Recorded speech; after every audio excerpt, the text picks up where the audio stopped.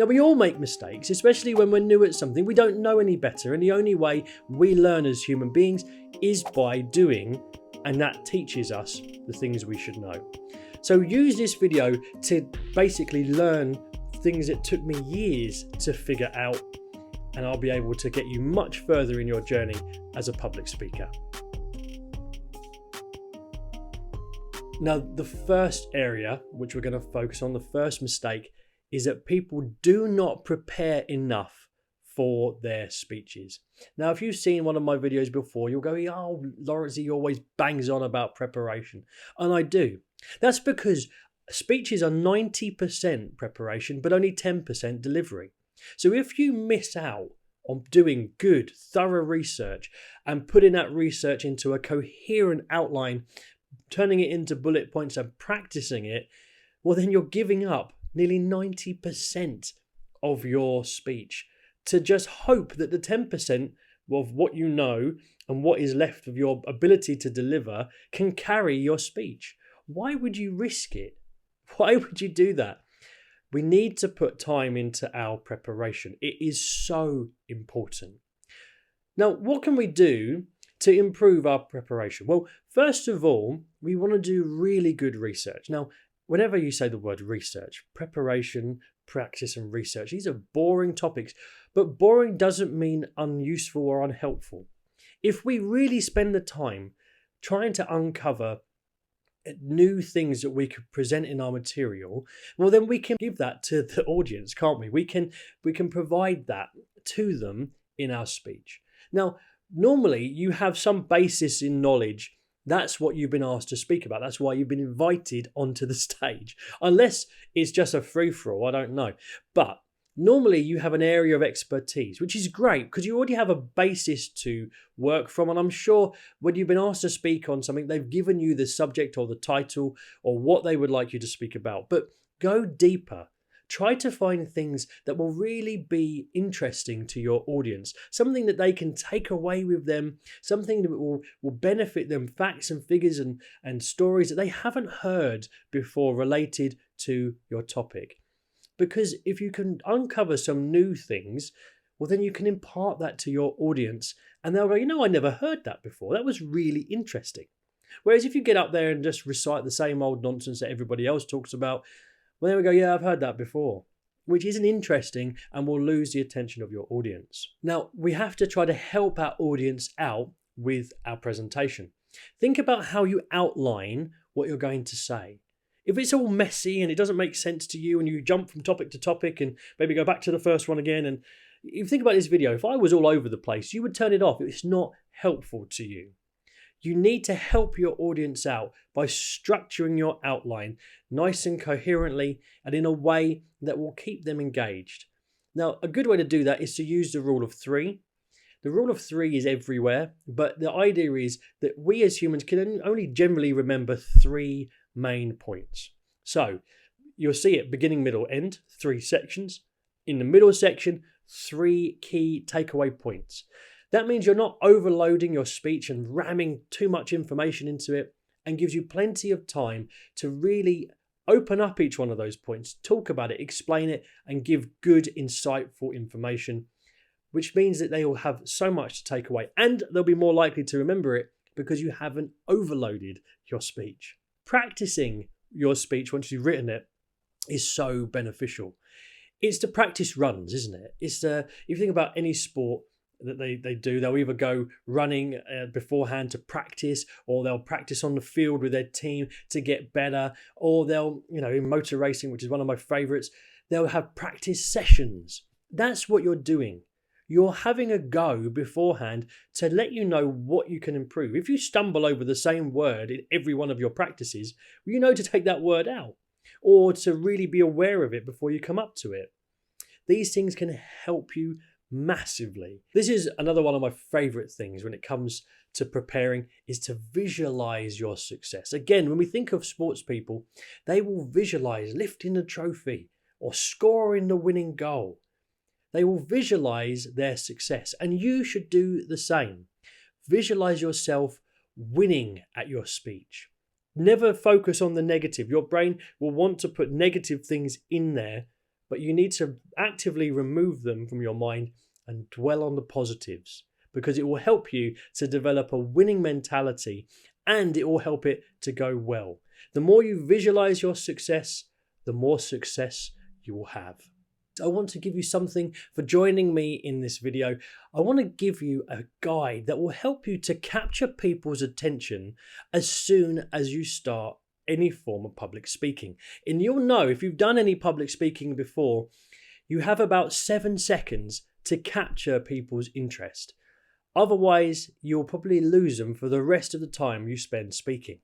So how we capture that attention is vital. And I've put together a guide which you can download for free and keep on you to help you to craft the perfect opening hook at the beginning of any speech. Just go to www.the-speakersacademy.com/hook or check the video description below to be able to get your guide to crafting perfect hooks which will capture attention from the very beginning of your speech.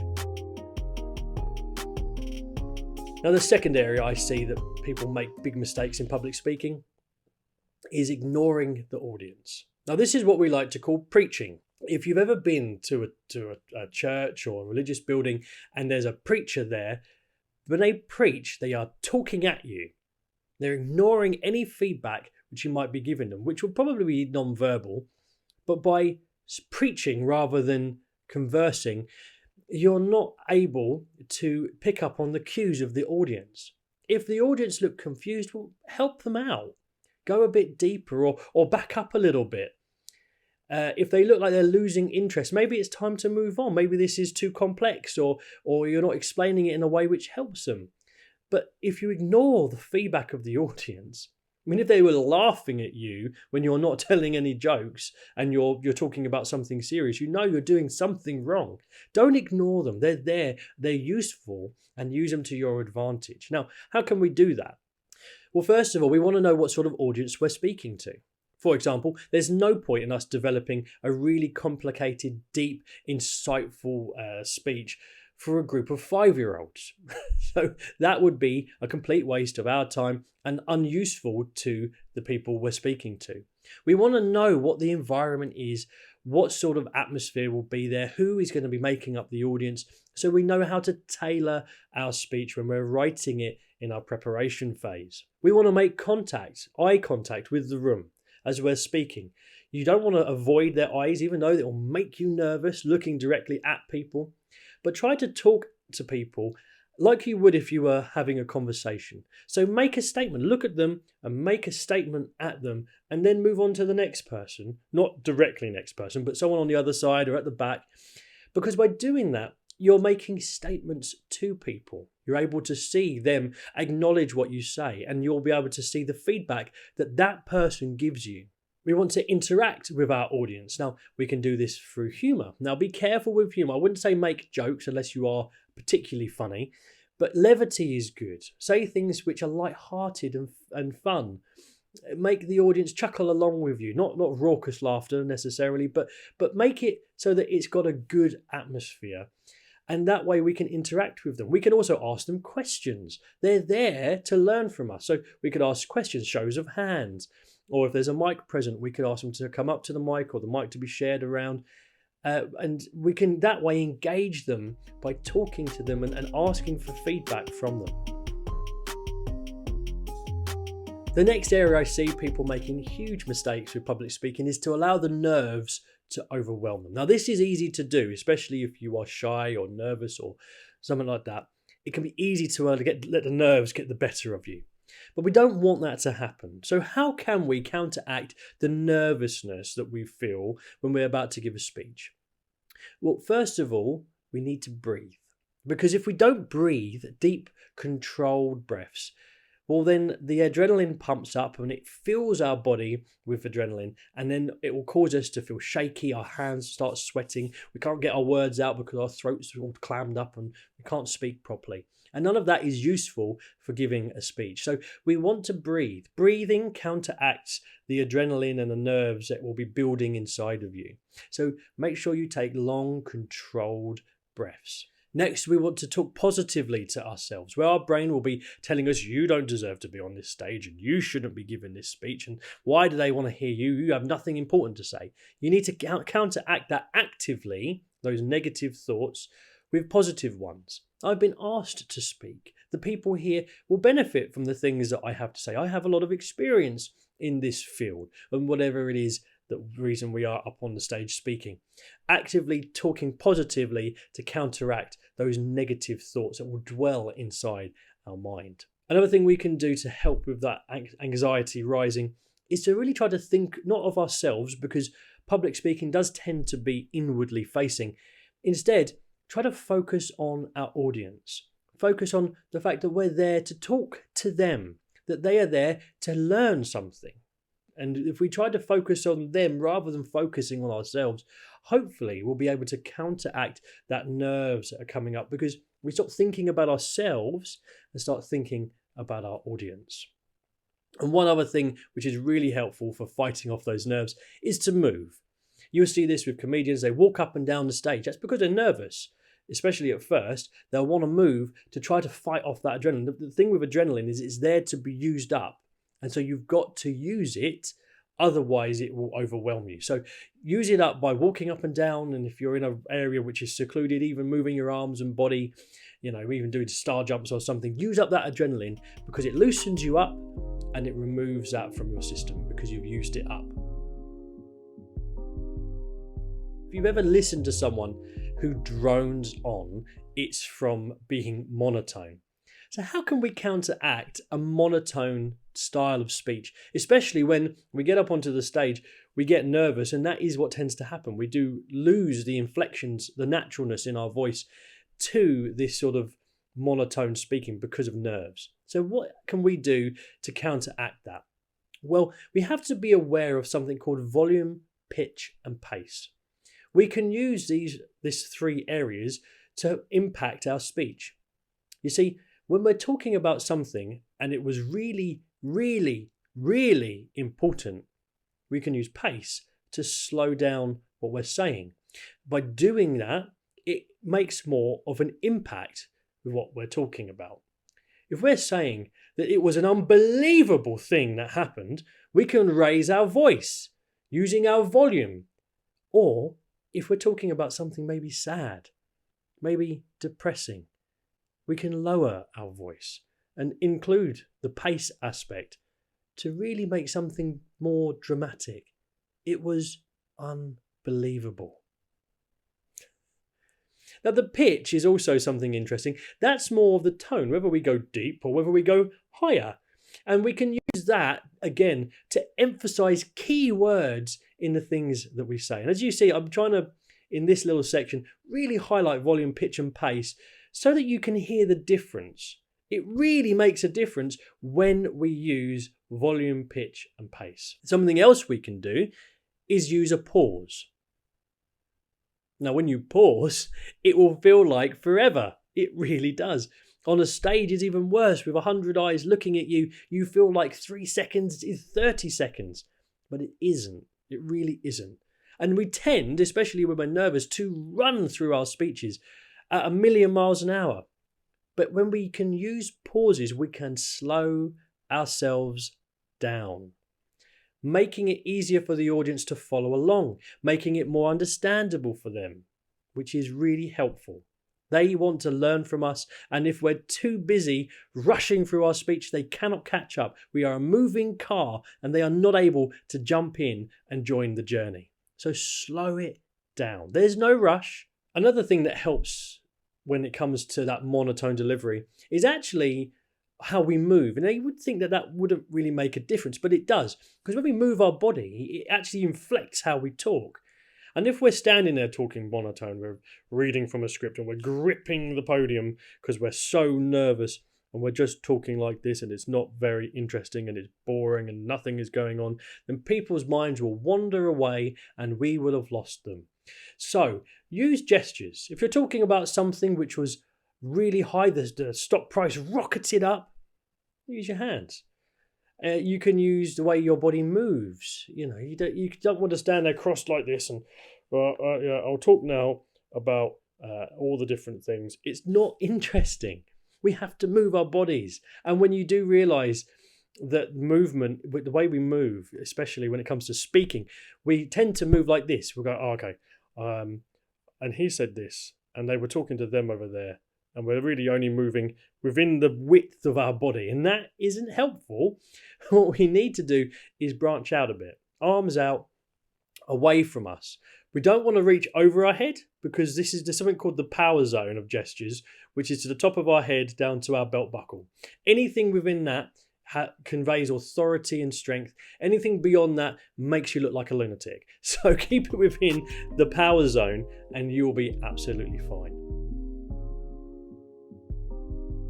People tend to use these things as, well, I'm going to put a PowerPoint display up and then that will be my notes and I'm just going to read what it says on the screen, because it deflects attention away from me directly to the PowerPoint presentation or the keynote or whatever. And that is awful, because it's boring and not interesting. People don't want to sit there and read your slides to you. So how do we use visual aids correctly? Well, if you're using something like PowerPoint, your slides should be the key points that you're talking about. Try to use images, but ones that relate, and don't overwhelm them with 100 images and loads of text. Simplicity is key when it comes to visual aids. Now, you might not be using PowerPoint, and I hope that you don't. If anything, I want people to get away from using PowerPoint. You should be able to explain what you're saying without the need for big slides to deflect attention to. You should be able to discuss what you're saying without that big display next to you. But sometimes a visual aid is good.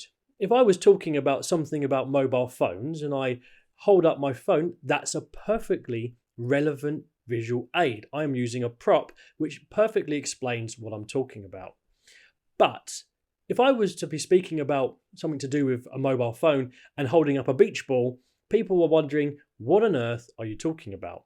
And that's fine, because it might be you're using it as a tactic to gain attention, but most of the time people aren't. What they're doing is when they use their visual aids or the pictures or the text, they've gone too far, too complex, too much. Visual aids must be kept simple if you use them at all. Now, they can be good for highlighting and emphasizing main points, but they can be overused and overdone. So please take your time to really consider, is this visual aid helpful?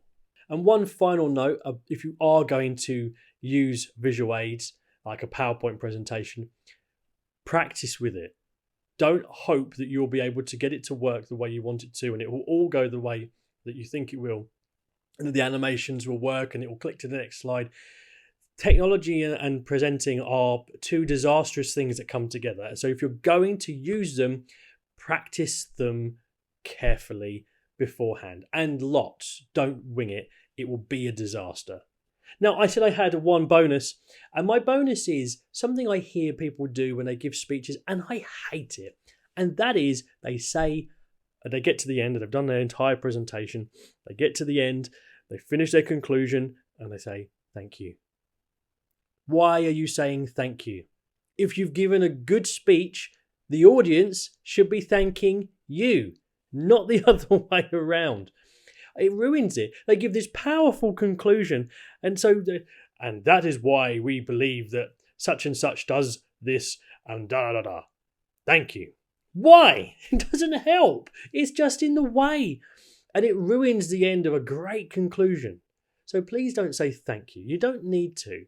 The audience, they should be the ones who say thank you. Thank you for putting in the effort. I think it comes from an area of insecurity. But try not to do that, because I really feel like it detracts from what you said. It's a personal thing. But if I'm going to be teaching people, I don't want you to say thank you. So there we are. There are 5 mistakes that people make when they give some form of public speech. So if there's anything you think I've missed, please leave it in the comments down below. Like this video, share it with your friends if you can. Click subscribe to get more videos about how we can communicate better, either from a stage or when we talk to people. And I look forward to catching you in the next video.